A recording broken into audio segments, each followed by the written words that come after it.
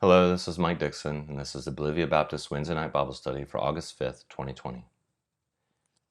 Two things are necessary for you to do great works for the Lord. One is availability, and the second is preparation.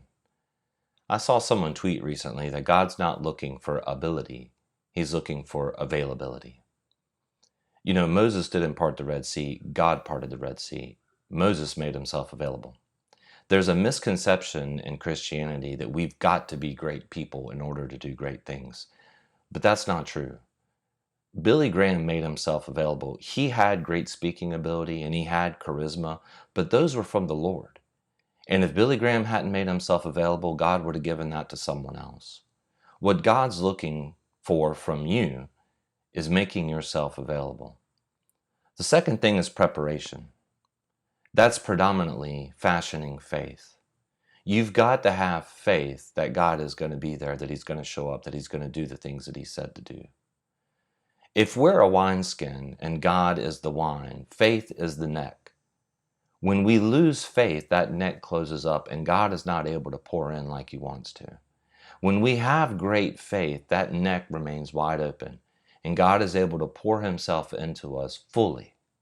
So faith is absolutely necessary. Remember, the first thing is making yourself available. The second thing is fashioning a faith. And this is for any service of the Lord. It's not just filling stadiums and giving the gospel. It's witnessing to your coworker. Making yourself available and then allowing yourself to be cultivated and grown by the Lord. Today we're going to continue studying Elijah, and we're going to see how God used difficult circumstances to cultivate radical faith in His servant Elijah. Let's read 1 Kings 17, 5-7. So he did what the Lord had told him. He went to the Kerith ravine, east of Jordan, and stayed there. The ravens brought him bread and meat in the morning, and bread and meat in the evening, and he drank from the brook. Now remember last week we studied that God told Elijah He wanted him to leave his home and go to this ravine, and that he was going to be fed by ravens, and that he was going to drink from the brook. Elijah went, which means that Elijah made himself available. While he was there, God was going to cultivate faith in him. Now I want you to consider a question. Why didn't God just fill a cave full of a year's worth of food? Why did He send ravens twice a day? Well, He was cultivating trust. He was cultivating faith. You see, if He had just filled a cave full of food, that would have been just one instance. And eventually Elijah would have forgot, and he would have went in that cave 2 or 3 times a day and got his food, and that would have been it. But if he's being fed by ravens twice a day, he has just enough food until the next raven. And he's going to have to trust that that raven's going to show up. Remember, this is the desert. When Elijah went there, he knew he wasn't going to have any food. And he knew that if God didn't provide that food, he was going to starve to death. And he went anyway. There's an important lesson in that. But secondly, he was going to have to trust that God was going to show up again and again and again. And every time that raven showed up, it installed a little bit more faith. Now, the second thing that happens here is that the brook dries up. Read in verse 7, sometime later, the brook dried up because there had been no rain in the land. Now, how do you think that made Elijah feel? What would have been his first reaction to that brook drying up? Well, this was his source of water. So when that dried up, he probably would have been a little despondent. He probably would have been a little upset. But then he would have remembered that those ravens still showed up continually every single day, and he probably would have realized God will provide another source of water. Then it would have hit him. This is the prophecy of God being fulfilled. This is the greater work. When that brook was drying up, it meant that the drought that Elijah predicted was coming to place. So he would have been encouraged. So you see the two sides that we get there. And that happens with us as well. Our initial reaction is to be selfish and self-centered, to think, how is this going to hurt me? When I think of the times in my life when I've had to make a great leap for the Lord, initially I'm scared because I'm thinking, how is this going to affect me and how is this going to affect my family? But then once I take that step of faith and see God show up, I see that it's better that way. And I see how me and my family is blessed by trusting in the Lord. And God is good.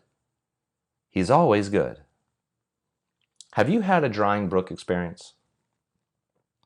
It may be a business or a career that's in decline. It may be a marriage that's failing. It may be deteriorating health. God never forsakes us in these situations. In fact, we're often more sensitive to His provisions in the lean times than we are in the times of plenty. Don't you agree? In the lean times, we're sensitive to His provisions. We see them. We're blessed by them. We spoke about this a couple of weeks ago. In the times of plenty, it just doesn't mean as much. But can you still trust God when the money runs out and every door closes? Do you have that kind of faith? Next, God sends Elijah into the enemy's territories, right into the region of Sidon, where Jezebel's father is king. That's where he's going. Let's read 1 Kings 17, 8 through 24. Then the word of the Lord came to him, "Go at once to Zarephath in the region of Sidon and stay there. I have directed a widow there to supply you with food." So he went to Zarephath. When he came to the town gate, a widow was there gathering sticks. He called to her and asked, "Would you bring me a little water in a jar so I may have a drink?" Now, what did God say to Elijah? Go there, she's going to supply you with food. Initially, he just asked for a little water. Then as she's going, he called, "And please, bring me a piece of bread." "As surely as your God lives," notice she says, "your God." She replied, "I don't have any bread, only a handful of flour in a jar and a little olive oil in a jug. I'm gathering a few sticks to take home and make a meal for myself and my son that we may eat it, and then die." Elijah said to her, "Don't be afraid. Go home and do as you have said. But first make a small loaf of bread for me from what you have and bring it to me, and then make something for yourself and your son. For this is what the Lord, the God of Israel, says. The jar of flour will not be used up, and the jug of oil will not run dry, until the day of the Lord sends rain on our land." She went away and did as Elijah told her. So there was food every day for Elijah and for the woman and her family. For the jar of flour was not used up, and the jug of oil did not run dry, in keeping with the word of the Lord spoken by Elijah. Sometime later, the son of the woman who owned the house became very ill. He grew worse and worse and finally stopped breathing. She said to Elijah, "What have you done against me, man of God? Did you come to remind me of my sin, and kill my son?" "Give me your son," Elijah replied.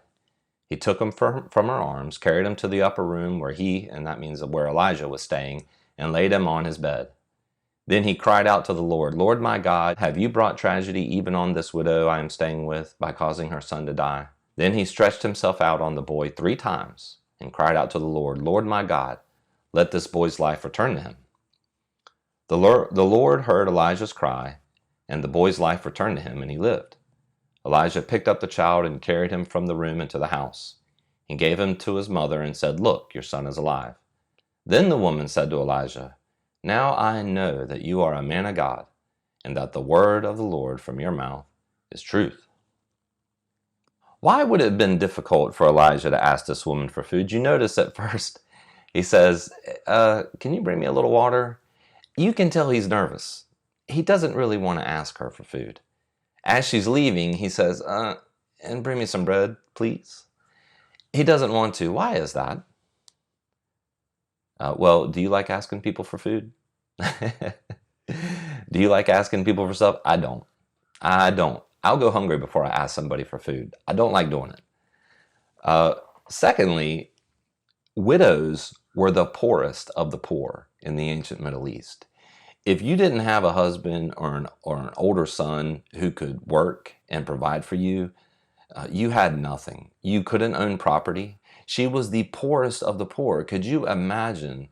We don't like to ask rich people for stuff. Could you imagine asking a homeless person for food? That's basically what he was doing. And she says, "Listen, I'm gathering sticks to make my last meal." But Elijah says, "The Lord God is going to provide for you." The first place that God told Elijah to go was called Kerith. That means to cut away.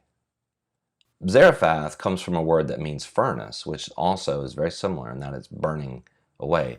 What do you think God was cutting away from Elijah? When he told him to go into the desert and to wait there, and that he would be fed by ravens, and that he would drink from the brook, what was God doing? What was he cutting away? Well, he was cutting away Elijah. You see, we're our own worst enemy. We're our biggest problem. God is cutting Mike away daily because Mike gets in Mike's way. Whenever God asks me to, or, wants me to do something, I'm the one that's going to be talking myself out of it. I'm the one that's going to immediately start worrying. What's going to happen? Is this going to be okay? And I'll talk myself out of it. There's been times where I've been somewhere and I knew that God wanted me to witness to somebody, and I talked myself out of it. I didn't think they were going to be receptive. I thought it was a hostile environment. I didn't want to go through that. Instead of relying on the Lord, Mike got in Mike's way. And the little lessons, the trials and tribulations that I've been through my whole life have been cutting me away. So that will stop. It's causing me there to be less of me and more of God, basically. And that is another way of saying that my faith is growing, that God is cultivating faith in me. The situation with the ravens is the same as the situation here, and that God is cultivating faith in Elijah that he's going to take care of him. Why? Because there is a lot of things Elijah is going to have to do. And the only way he is going to be successful is if he is able to allow God to work through him. If there's a lot of Elijah in the way, that's not going to happen. But if Elijah is in a state where God is flowing through him, then God is going to be able to do miraculous things. Think about the meals that he was getting here from this widow. Think about the jar of flour and the jar of olive oil. It's exactly the same as the situation with the ravens. Every night when Elijah and that widow went to bed, those jars were empty. And they were going to have to trust that God was going to fill them up the next day. And every day that they got up, they were filled up. This is a continual reinforcement that God is able to provide, that he will provide, that he'll do what he said. It's not one, God could have done the same thing where he filled this woman's house up with food and they had plenty until the drought was over. But God wanted to fashion faith in them.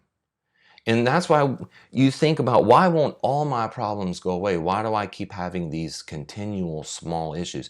It's because that is the way you fashion faith. It's a reinforcement that God is doing in your life. That's why these lessons are being taught day after day, week after week, year after year with us, is that God is reinforcing faith. He's reinforcing these lessons. Compare the woman's response to her son passing away to Elijah's. Look at what she said. What do you have against me, man of God? Did you come to remind me of my sin and kill my son? What word is popping up over and over there? Me. Her reaction is self-centered, and it's bitter, and it's contentious. That tends to be our reactions at first, isn't it? Our reactions to trials and tribulations tend to be self-centered. Now contrast that to Elijah's. Elijah's was God-centered. Lord my God, have you brought tragedy on this? Elijah knows that it's God that gives life and it's God that takes life. So he understands that this is from God. He goes to God and asks him, why?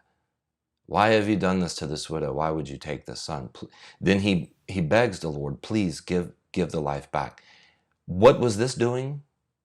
Again, reinforcing faith in Elijah and the widow. Notice how it's moved. It's not just Elijah now. In the desert, when he was by himself, the faith that was being fashioned was for Elijah only. Now that there's someone else in his life, their faith is growing. This is an incredibly important concept for Christians to understand. If you go out and you put yourself in a mountain and you live as a hermit, you're only helping yourself. But when we display faith in groups of people, it causes their faith to grow. Don't don't misunderstand that. When when someone stands up for the Lord on television, when you hear an athlete say that, it causes the people watching and the people around him for their faith to grow. When you display faith in your place of work, it causes people around you their faith to grow. We pick each other up by doing that. So make sure your faith is on display. Whether you know it or not, there is someone there that it affects, and you're going to cause them to grow. God wants us to be around other people, and he wants us to be helping pick each other up. I think that's why Elijah has moved from being alone in the desert to now being in this widow's house. Now there are others around him who are being picked up, and Elijah is now seeing God work in their lives, which again reinforces the faith in him. This is the first time biblically that God has brought someone back to life. It looks to me like Elijah fully expects God to bring him back to life. Why do you think that is? That is a huge ask. Could you imagine someone dying and you going in there and asking God to bring them back to life? Would you do that? Would you do that in front of people? That takes tremendous faith, which Elijah now has. Elijah now, through these trials that he's been through, has the type of faith where he feels confident in asking God to bring someone back from the dead. Would he have been able to do that prior? Would he have been able to do that without the trials that increased his faith? I don't think so. Look at the faith that has been fashioned in this man and understand that the same thing applies to you. And how did that miracle change Elijah? It grew his faith even more. And how did it change the woman? Look at how she said, "Now I know that you are a man of God and the word of the Lord from your mouth is true."